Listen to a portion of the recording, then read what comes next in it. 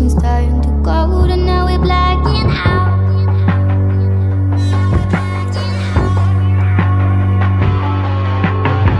So we put our feet through the gravel and stone, and the season's done, it's done at the unknown.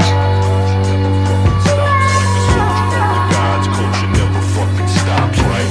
Imagine we are higher than the sparrows. Casually we're breathing with the pharaoh. Bắt đầu từ năm 2002 khi mà thành lập công ty trách nhiệm hữu hạn thực phẩm NFC thì cái sứ mệnh của cái công ty này nó được sinh ra là để nhằm tạo ra được một cái hệ thực phẩm giá trị đầy đủ các cái chất dinh dưỡng. NFC muốn giới thiệu những cái sản phẩm ứng dụng những công nghệ cao đến người tiêu dùng.